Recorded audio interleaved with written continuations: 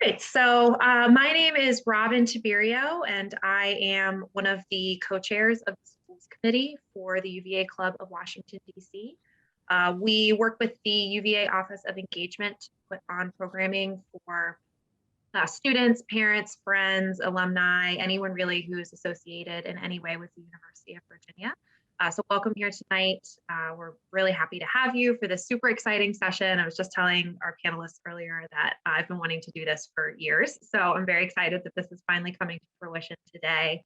And we are here to talk about adjusting to college level academics. It's not a secret that we tell our high school students that, when you get to college, it's going to be so much harder. It's going to be different. But what does that really mean? And what are ways that we can set our students up for success when they come into the college environment? What they should be looking for when they're choosing classes, things of that nature. So this little note was on the a registration page for the event, but I just want to say it one more time.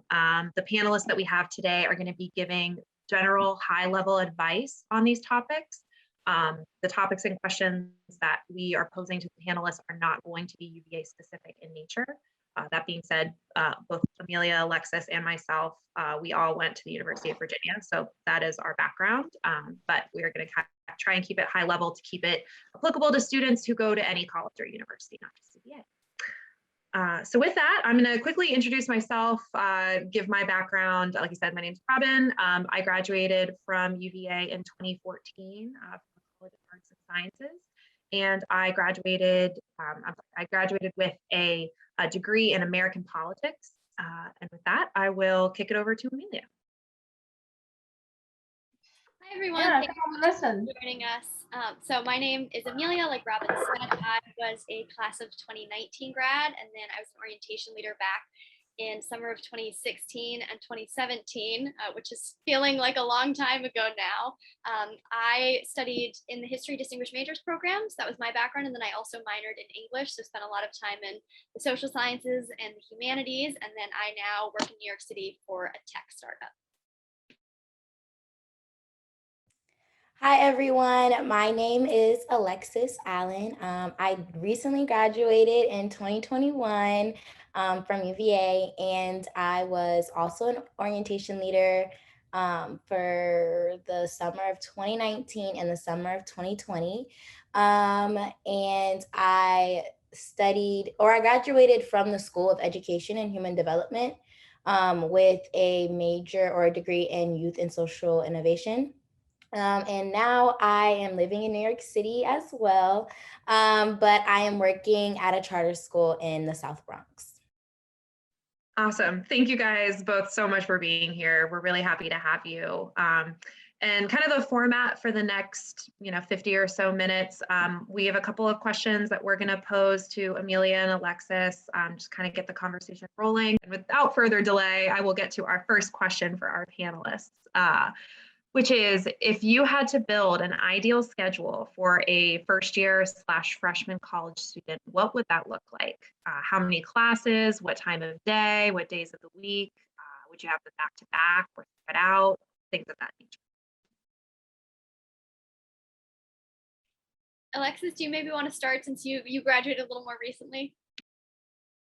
Yeah, I can start. So I think that 12 credits is a great place to start when you have your first semester of college. For me, I did 12 and it was good for me. And there's usually like a language requirement and a writing requirement. And so that took up 2 of the 4 classes that I had. And then the last 2 classes, I chose classes that I thought I would be interested in. Like there was a social justice class, and then I can't remember the other one, but I tried to mix up the requirements that I had to take for my college with the things that I want to take, the things that I enjoy taking. And I think it worked well for me. Of course, you can always, like, I know people that do like 15 and 17 credits their first semester. I just think 12 was like a good way for me to adjust to the university. Yeah, I would definitely agree with Alexis that you don't want to bite off, more than you can chew, but at the same time, have confidence in yourself. Know that you're capable of taking on a different kind of workload than you did in high school. Similarly, I would say 12 credits at UVA was, I believe, 4 classes, and then 15 credits is usually 5. So I think somewhere in that range is a good balance, 4 or 5 classes. I would try and be intentional in the way that you schedule your classes, not just in terms of content, but also in terms of timing. So, you don't want to have 4 classes, all on one day and you're in class for 6 hours straight, right? That's not good for your health, your well-being, for your ability to learn. So try and structure a learning environment that works well for you. I know for me, I'm not a morning person. I'm totally a night owl. So I did, everything I could to not have a class before 10 a.m. That worked perfectly for me. I was really happy in that setting. I ended up having a class that I think was at 4:30 p.m. at night. And for me, that was great. But I have a lot of friends where would have been the exact opposite. They wanted class to start at 8 a.m. and they wanted to be done by 1 p.m. at the latest. So factor in your own sleep habits, your own social life, your own study habits. Know when you're going to be in the best headspace to take classes. And if you have the flexibility to choose times that work with that lifestyle, definitely do that. In terms of content wise, I would say that you have 4 years at most universities to get through your required credits, and don't overload in the beginning of feeling like, oh, I have to get this done. I have to do this. I have to do this by a certain date. You have time. You will have so many either semesters or quarters. And so make sure that you're making room for your passions or a potential passion. Like Alexis said, take the class that sounds really interesting, that sounds intriguing, or that you've always wanted to study. I know that for me, I came in, loving the idea of history, the study of history. So it was really important to me to make sure that I had a history class on my schedule. And for me, that really aligned with what I ended up wanting to do with my college career. I loved my history class. I loved the history department. When I was coming in, I thought that I was going to want to minor in economics. So I took an economics class that first semester. Really did not enjoy it. Tried again the following semester, still didn't really love it. And it got to the point where I was actually falling in love with the English classes that I'd kind of arbitrarily added to my schedule because they sounded interesting. And lo and behold, I noticed over the course of my college career that I changed my schedule every single semester in one way or another. I either dropped a class or changed the time.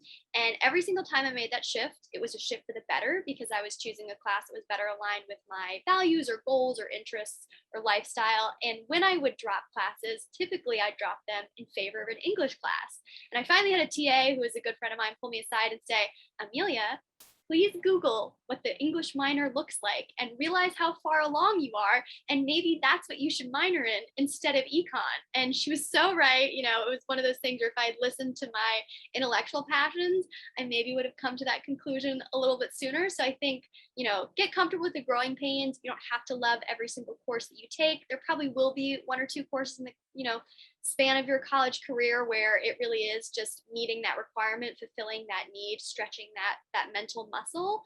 But also when your gut is telling you to go in a certain direction, give yourself the freedom and the liberty to follow that, because I think it will lead you along a rewarding path. Awesome. That's fantastic advice. Our next question, I have no idea what I want to major in. So how do I go about picking my classes? You kind of spoke to that, Amelia, but do you have anything else, any other thoughts on that?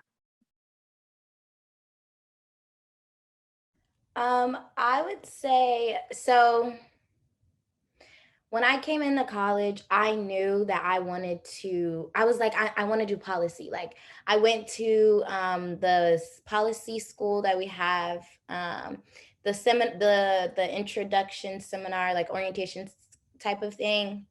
I was like, this is it. Like, this is what I want to do. I hadn't taken a class, hadn't met a professor, just thought that was what I wanted to do. And then once I started school, I started to realize the things that I was more interested in wasn't as policy focused. It was more people focused. I really loved my education classes because I loved the way that they would require us to go out into the community and get community service hours, or we would have to partner with a local organization or nonprofit. And that to me spoke more to me than going into the policy classes. I did take policy classes and I did love them. I just loved the hands-on education classes that I was taking more. And so I think when it comes to choosing a major, either A, choose your passion, choose what you've always thought that you wanted to do, take those classes, give yourself that chance, or take whatever. Go as crazy as you may think, or like as crazy as you can. And then you'll start to realize like, oh, like this is something that I never thought would be possible, but I'm really enjoying it and I really can see a future in this field or in this with this program of study. And so, and when you do things like that, you end up fulfilling a whole bunch of requirements. So like on time, you're not like wasting your time or anything like that. And so I think that's kind of the way to do it, in my opinion. And going with my heart and my passion, that really, that worked for me. Yeah, I completely second all the advice that Alexis just gave. And don't be afraid to push yourself outside of the box. Take that class that sounds, sort of intriguing, but maybe you know nothing about that field. Again, most universities have an add drop period for a reason. So if you get there and by lecture 2 you realize is not the right fit for you, then drop that class, find another class. Don't feel locked into the schedule that you have on day 1. And I think that's oftentimes how folks find their majors, is they attend a variety of classes and kind of get a feel for what's the right fit for them, what's going to complement the rest of their class schedule. So, if you have no idea what you want to major in, totally okay. Take the classes that look interesting and rewarding. Yeah, and I would add to, you can't do this too much because I believe the class then doesn't contribute to your GPA or to requirements, but you can also take classes pass fail.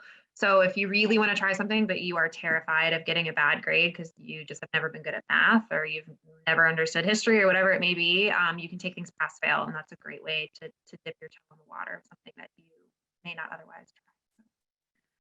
Cool.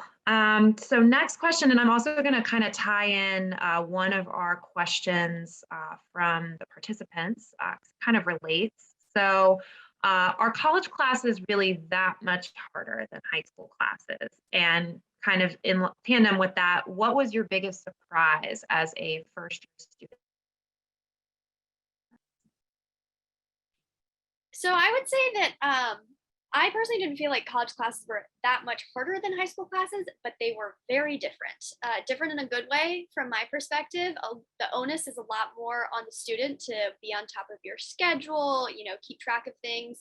Some classes grade-wise are going to be structured sort of similarly to what you're used to in high school, which is lots of assignments, tests, every other week, things like that.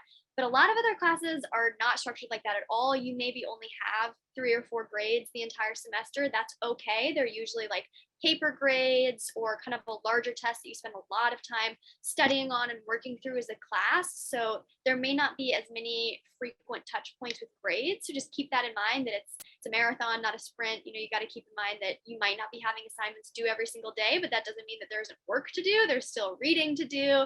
There's still discussions to attend. My experience as well, I had a very liberal arts heavy education. So there was really intensive discussions going on in my classes. And I would say that was one of the things that surprised me the most in a good way, was that you had really thoughtful, really intentional discussions that were typically facilitated by a TA. So at a lot of major universities, you'll have a professor that's teaching a large lecture and then a graduate student who's teaching your discussion classes. And I would say that if you can find a class like that, totally incorporate that into your schedule. Because for me, I thought the lecture with the professor would be the most rewarding part. And a lot of times it was actually the discussion with the graduate student, because you have, this more interpersonal interaction. But in terms of like managing the workload, you just got to be on top of your own schedule and know that it's not necessarily harder, but it will be very different. Yeah, I had like a different experience than Amelia. Like high school, I wouldn't say I skated through or skated by. That's not, but it wasn't hard. I didn't struggle. I took AP classes. Also, my high school wasn't that rigorous. And so I was like, oh, like I'm ready for college. Like, let's go. I get to college and completely different. The deadlines are more stringent. The workload is a lot heavier.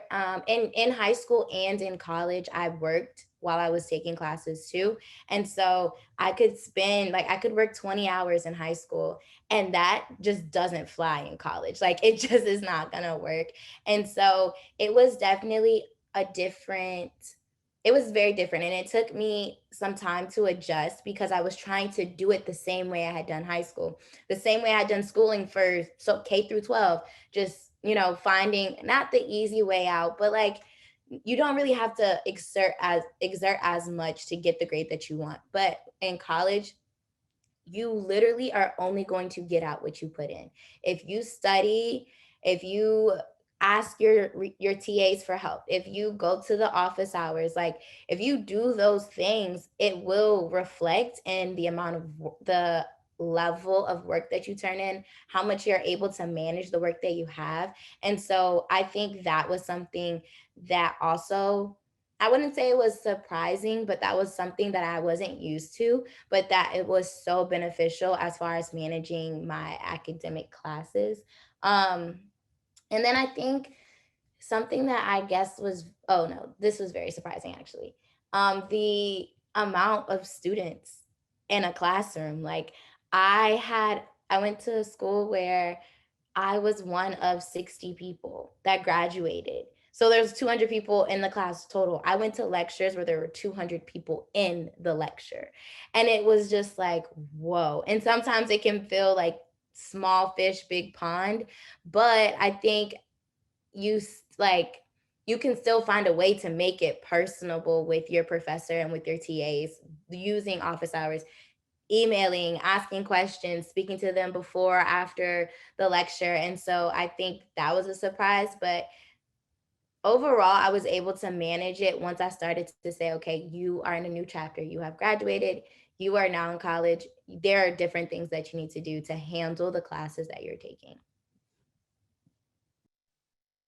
Those are both great answers. I would add, for me, the biggest surprise was if you go the liberal arts route, the sheer number of pages of reading that you will receive a week. It seems impossible for the human brain to read and comprehend that many pages in a week sometimes, but it is what it is. And if you're going to go the liberal arts route, that just be prepared for that.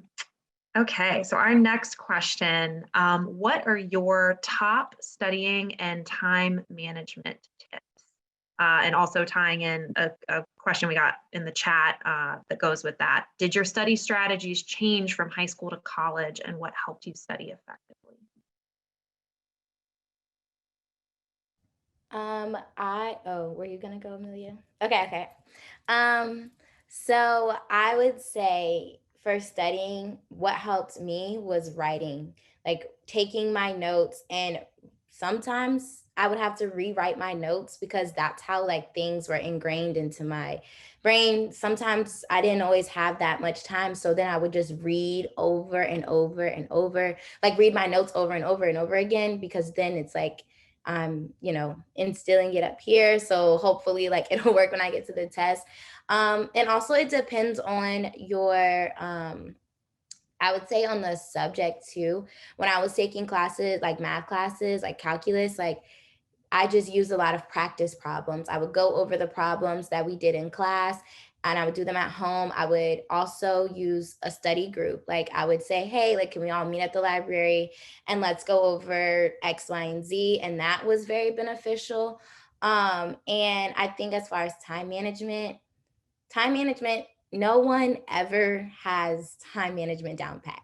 Everyone will tell you their tips and their strategies, but they will also say that they struggled. So I will say that I still struggle with time management, but what helps me is having a planner, writing down what needs to get done, when it needs to get done. And a lot of times I would put deadlines like I would say like 2 days before, like if the class was Tuesday, Thursday, and the assignment was due on Thursday, I would put Tuesday as a deadline. So it could help me get it done before that Thursday deadline came. And then I think my study strategies definitely changed from high school to college.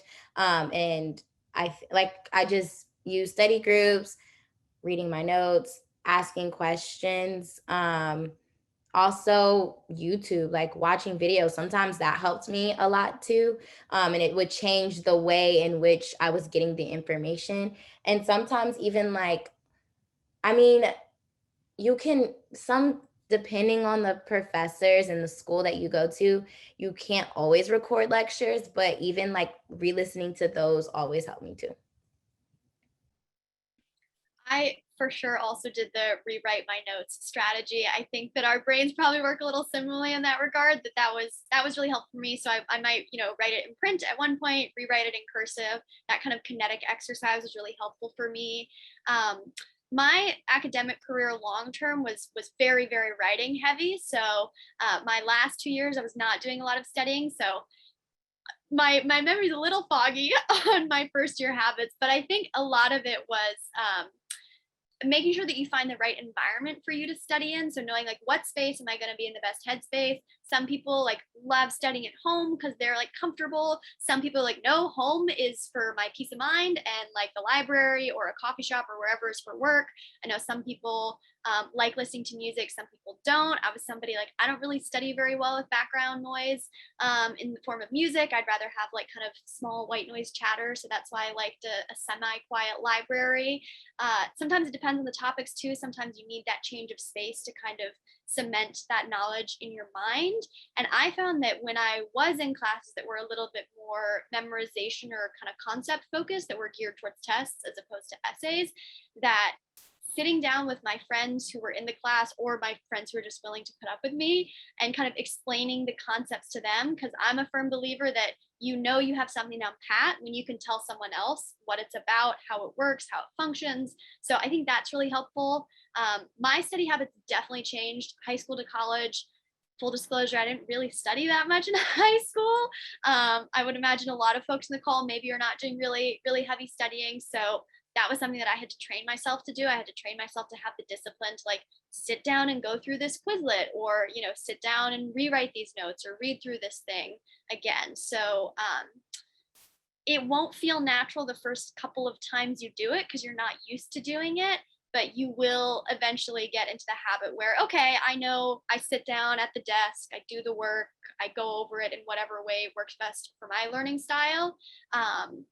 And choosing study groups that like complement your learning style, I think is really, really helpful as well. So if that, sometimes beggars can't be choosers and you have one friend in the class. And so whether or not you learn the same way, you can rely on each other and that's it. But if you have a choice, sometimes choosing a study group that complements your learning style is really effective too. Those are some great suggestions. And I think the point about if you were not as familiar with studying in high school, if that wasn't something that you had to spend a lot of time doing, I think it's very key to be prepared that you might have to change that when you come to college. I think steeling yourself for that before you get there is very important. So we're getting some awesome questions in the chat. So I'm just going to lob this last question and then we will go ahead and move on to what folks are asking. So last thing, what is a college advisor and how should I go about utilizing them? So I would say that'll caveat is that it will probably vary institution to institution. My personal experience is UVA, where that I had, oh gosh, what are they? I don't even remember what they're called. Holy cow. But they basically like a general advisor that followed you throughout your time at UVA that was based on where you lived. So your dorm, and then your major advisor. And then I actually had I had a third advisor who was a thesis advisor. Depending on your relationship with your advisor, it will probably change how you utilize them. For instance, my like general academic advisor was there when I was really torn between, should I sign up for this class or this class? Like, how do I plan my schedule in the long term?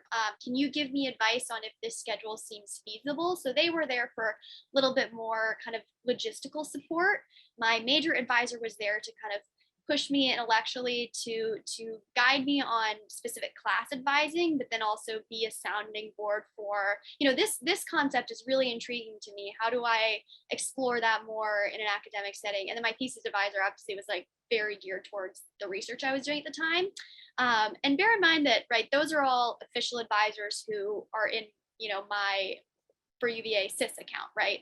But you're going to have all of these informal advisors, and those are people to really lean into too, because most times no two people have the exact same advice. I am someone who firmly believes the more advice you get, the better you are empowered to make a decision. So I think utilize your formal advisors, because like that's what they're there for. That is their job. But also if there's a professor who maybe isn't your official advisor, or like a graduate student or a TA, but who you still think could be a really great source of wisdom, totally, utilize them as well. And for the most part, at most institutions, like those people want to help you, so let them help you, but they're going to have so many advisees that unless you ask for it, they will not provide that help. So take that initiative, go ahead and ask for them. Whatever is on your mind in terms of academics, you can go to them for that. Yeah, that was all really great. I would add to informal vibes and sorry, I can't get my words out, but I would add to informal, that list that of informal advisors, upperclassmen too. I had a guy who literally did the same major as me, kind of wants to do education policy, is doing an education fellowship, or did an education fellowship, and now is going back to grad school. And like, that's literally the trajectory that I wanted to take too. And so having him in my corner was really good, because he told me different opportunities that I could take while at the School of Education, as well as UVA, or like in the college. So that was really good. And then I would also suggest, I'm also just I would say I'm controlling in a sense, and I want to make sure that like I have myself together. So when I declared my major, I went on Google spreadsheet and I mapped out my next couple years. I put how many classes and what classes I needed to take to fulfill my math and my science requirement, English for my major, which classes I needed to take.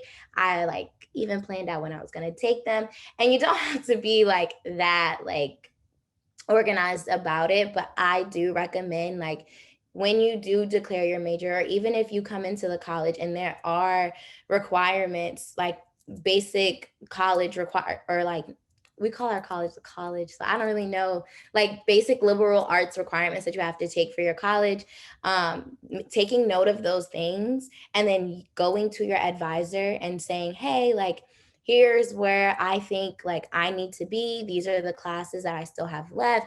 Do you think this aligns with what you see on your side of the computer? Do you have any suggestions for classes I can take, or how I can like maybe expedite the process, or like take the, whatever the case may be? Because like Amelia said, they have a lot of people that they have to advise. A lot of times you meet with your advisor twice a year. And so like, if you're really only relying on those 2 times a year to think about registering for your classes or what classes you need to take, it's like, it's very stress inducing, and it's easier to, you want to have as much, like, you want to reduce your stress as much as you can. And so that's what I did. But, I think to each their own, but definitely using your advisors as sounding boards and going to them with going to them with questions, going to them knowing what you want to get out of that meeting, and not really letting them kind of decide like, oh, like, let's talk about this or let's figure this out. It's like, yes, but here's my issues that I want to talk about, because, you want to make sure that you know what you're doing. Those are all great points. And I want to call out something Heidi just dropped in the chat. That's great to keep in mind. Most career centers at colleges and universities have additional advising if you are pre-med or pre-law and you want some assistance in going that route. So that is a great point. So now we're going to move to Q&A. Like I said, we've got some great questions in the chat. One that stood out to me right away that I thought was fantastic. What are warning signs that you should look for if you are over your head in a class? That's a good one. That is a great one. So I would say, like, this is, specific to me and how, like, I know my body handles stress and my mind handles stress. I be like really intentional about your diet. Make sure that you're fueling yourself and you're giving yourself enough energy. Cause I know that, like, when I would get really overwhelmed, I would get laser focused and be like, oh my gosh, it's 7 p.m. I didn't eat dinner yet. Not good for your overall health. Same deal with like over caffeinating. Like, caffeine is a type of fuel, but like you need real food. And so remember that as well. So like number one, like if you're stressed in such a way that you're not taking care of your physical health, or like you're not sleeping enough or something like that, that's a warning sign that maybe you need to like seek advice on how to shift your schedule around or kind of reprioritize or get help with something that you're really hung up on. I would say too that I'm somebody that can get stuck sometimes in a certain place. Like if I'm stuck on a concept and it's not clicking, or if I'm stuck on a paragraph and it's like just not going anywhere, getting out of that headspace and like working on something different for me was helpful. And like if I was just sort of laser focused in a bad way, that was a sign that I was getting a little overwhelmed.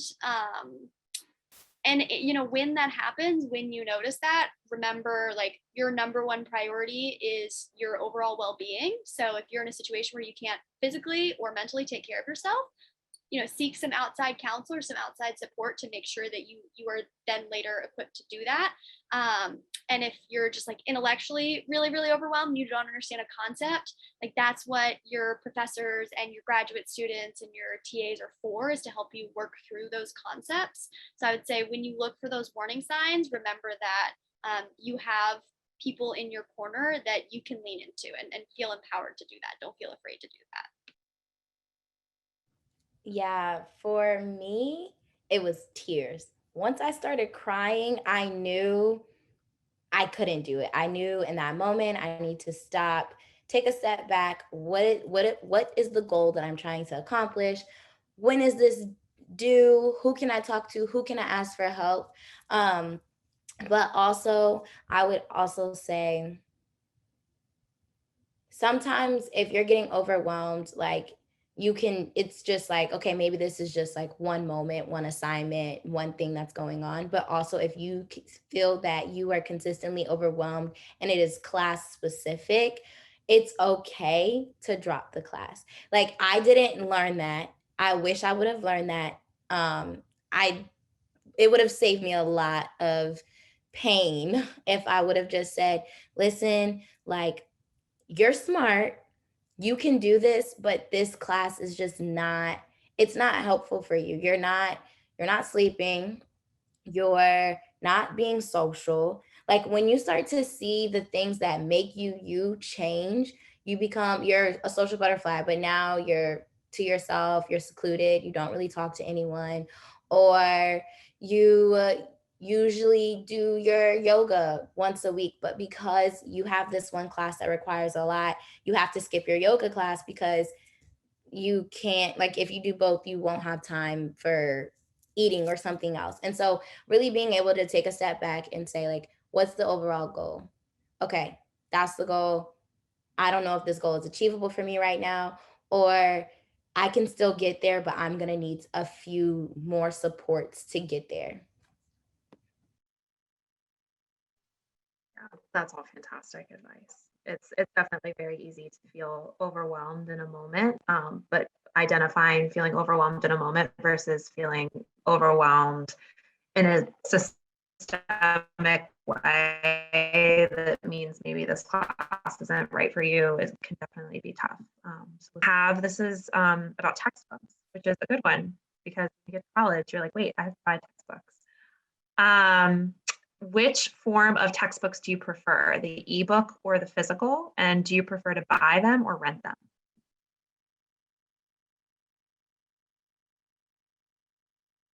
I can start with this one. I am somebody, I don't think I ever purchased an ebook once.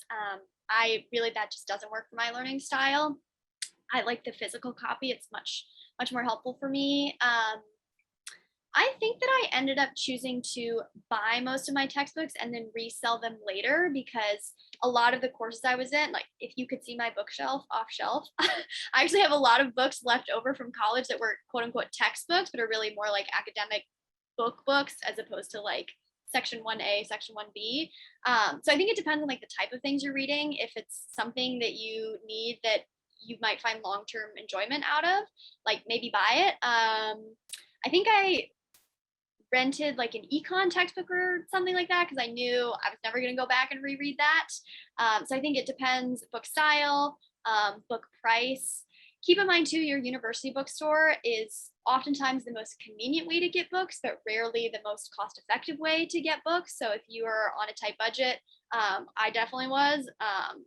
I did not always get my books through the bookstore because I knew that wasn't going to be the best use of funds. And buying them from other students is usually the cheapest way to get them, because you'll have a lot of upperclassmen who just want to offload their old textbooks. And so they'll sell it to you for dirt cheap. And, sometimes it'll even have like helpful notes in the margins already. So I always recommend buying used books unless it's something where it's very important to you to have like a brand new fresh copy with nobody else's perspective in it. So I would say definitely capitalize on like a student to student network at your university. Yeah, I always got the physical textbooks. I think as far as textbooks go, I think I only needed a textbook for econ. And that I think I bought it. I can't remember, whichever one was cheaper. That's always that was my deciding factor. But when it came to certain classes, if I wanted to like write in the book or write in the textbook, I would buy them just because like I don't want to be that person that returns the book with writing in it. Like that's just not cool. But there are a lot of classes for me, just like Amelia was saying, like they're regular like books like that you could go and get from like you would go to Barnes and Noble and get the book and read it.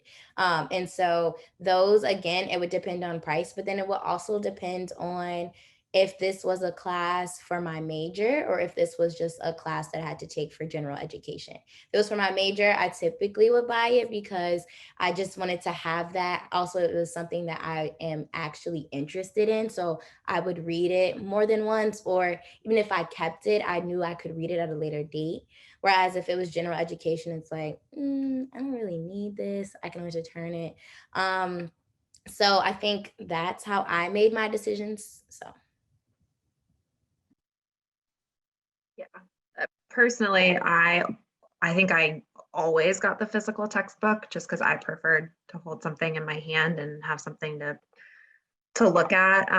And for me, with renting versus purchasing, it came down to if you buy it, you can resell it. So unless the rental was so much cheaper than the purchase price, I would only ever buy them just to get the resale value. Occasionally, a rental would be significantly cheaper, probably more, the difference between the two more than the resale value, and that gets. So. All right. Let's see. How does adding and dropping classes work? It says in 2021. I don't know if anything has changed in the last year specifically, but so I guess recently has adding or dropping classes. How do you do that? So I think at most universities, this is sort of how it functions at UVA, and I think this is a pretty common industry standard, is you have a period of time, basically. So correct me if I'm wrong, I think UVA is 2 weeks. Does that sound right to you, Alexis? Okay, so in that case, you've got like 2 weeks to either like pop in on a lecture, see if you like it and add it, or if you're going to lectures, realizing it's not the right fit for you, then you can drop it within whatever that set time period is. and usually you do that online. So usually it's like pretty low stress. It's pretty easy. Sometimes it's like there's like a swap feature. So it's like add and drop at the same time. Sometimes it's like just add or just drop. I would say that if you are looking to both add and drop and your university offers a swap feature, do that, because sometimes like in random scenarios, there's this like worst case world where somebody is trying to sign up at the exact same time as you are. You don't want to lose out on the class you're currently in if you can't get into the new class.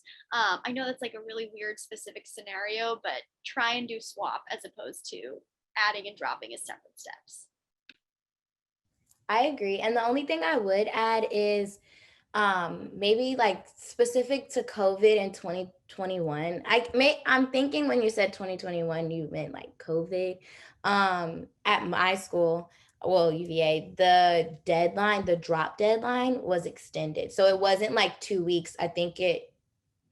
I'm pretty sure in the spring, the drop deadline was in April.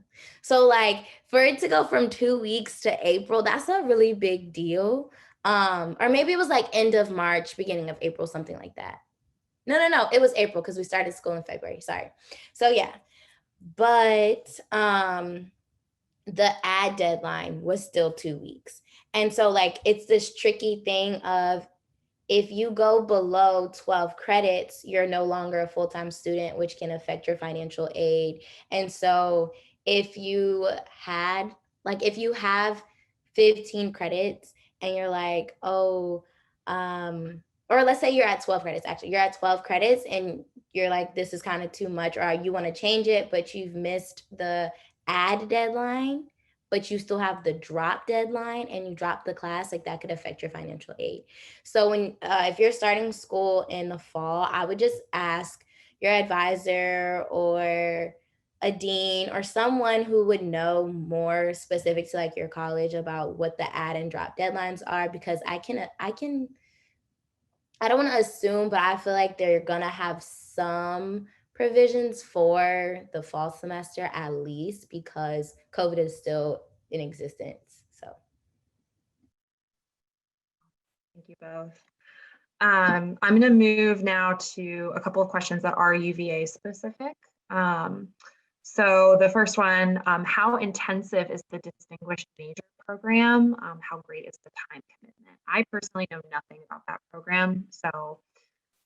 I can speak to that a little bit. So this is something for UVA that exists in most majors within the College of Arts and Sciences, sort of like the plus version of your major. So for my program, which was history, we ended up writing like a 60 to 90 page thesis at the end of this program. It was a 2-year program. Every single distinguished majors program you don't apply into until you've been at the university for at least 2 years. So it's something that you are more settled into yourself and your academic desires when you do join the program. For me, I felt like it was super rewarding because it was just like a deep dive into historiography and like the argument of history and like the theory of history. And I totally loved that, right? But my program was about, I want to say, a dozen people, and there are, dozens of history majors at UVA. So it's not the right fit for everybody. I had friends who did the DMP in English. They loved it. They similarly had, a thesis they wrote at the end. For folks who are in like chemistry or neuroscience, they also have this thesis that's produced at the end, but it's a different kind of research. It's a scientific research as opposed to like a social science research.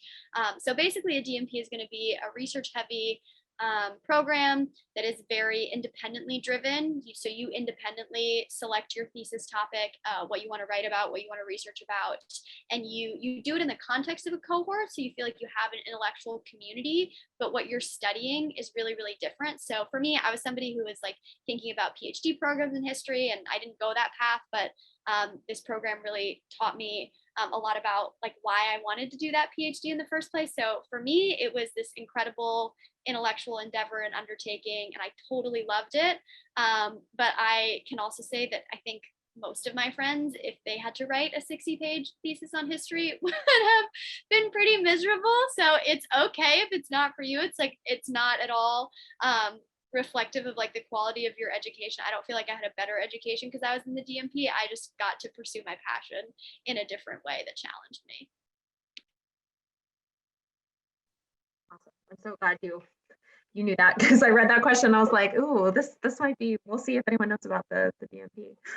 I want to pivot really quickly because I feel like this discussion, the three of us tended more towards liberal arts education.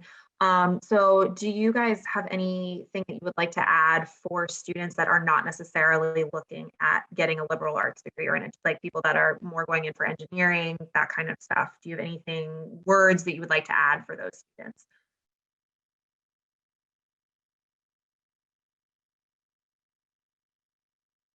I know that's kind of tough.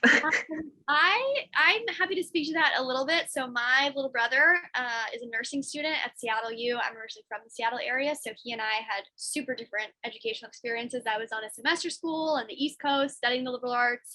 He's on a quarter school on the West Coast studying nursing, which is very science heavy. So I would say, like, I clearly loved my liberal arts education, right? Because it prepared me for this kind of breadth of intellectual exploration that for me was really good for my college experience and my career. A lot of other people, you need that really technical skill in order to be equipped to have the career that you dream for yourself, whether that is nursing or engineering, or, I have a friend who's in astrophysics. And so things of that nature, it's remind yourself that what you are studying is very tangibly tied to the career that you will have. And so I think sometimes when maybe your class seems a little bit dry compared to the spiritual journeys in young adult fiction, which is a class I literally took, right, as a liberal arts major, remind yourself that, like, you can do something that someone who has a liberal arts education can't. Like, I can never make sure that a building doesn't collapse, but a civil engineer can, or an architect knows how to do that kind of sense of design. So again, remind yourself that it's tied to your career when you're in your vegetable moments as opposed to your dessert moments. And also, I would say this is kind of my challenge for those who are in a more rigid, more technically focused program, is try and find those opportunities to engage in that more intangible intellectual exploration. For some people, that's totally possible within your school. Like, engineering has a lot of kind of like engineering ethics focused classes, which I think would be really compelling if I knew anything about engineering. But you also oftentimes have an opportunity to study outside your school of thought. So like when I was a college student, I took a class in the comm school, which is our business school. And it was a totally different way of thinking. And I really enjoyed learning about commercial law. So, if you're an engineer and you want to talk about, early education development, or, social justice, or German fiction, like, try and, see if you can fit it in your schedule, and you can do it, to Robin's earlier point, in a pass-fail setting. So it's all just about, making the most of your education and aligning what you want to do during these 4 years with your long-term career goals. Yeah, I would add, me being in education, I knew other people who had also, so like education at UVA is a different school, and like architecture is a different, like there are different schools when you like specialize, I guess you like, for lack of a better term, like specializing in your field. I think the best part of that is it's passion driven. So there are classes that literally require you to do like work, actually physically do engineering things. Like for nursing, you have to do clinicals. For A school, you have like actual real projects that you're working on. So the level of studying is different, because you're not like preparing for like ABCD test, but you're preparing for that final project. And a lot of those these special schools, and like they have like capstones at the end, or like your fourth year, instead of like a thesis. And so your capstone, it's where you're actually partnering with someone in your field to create for engineers, like at UVA, I think they did something where they worked with a company, or like the Indian government to create like a pipeline that would filter clean water to a certain area. And like, that's mind blowing that's mind blowing for me. Like, I could never think of something like that. Or like, for me, my capstone, I had to work with a nonprofit organization that focused on youth participatory research and like adapting the program into this virtual format and adjusting to a virtual education or virtual world. And so it's like you get to do things that like make you feel so good because it feels like you're so close to like actually going into your field. And like clinicals is the coolest thing to me. Like, I have friends that are nurses and they're out here giving shots, they're out here doing like I know nurses that worked at like they were giving out the vaccine, doing that. Like, you get this hands-on experience in college that some people don't really get to have until they like graduate. So like really pushing for those experiences so you can make the most of your major and whatever you specialize in.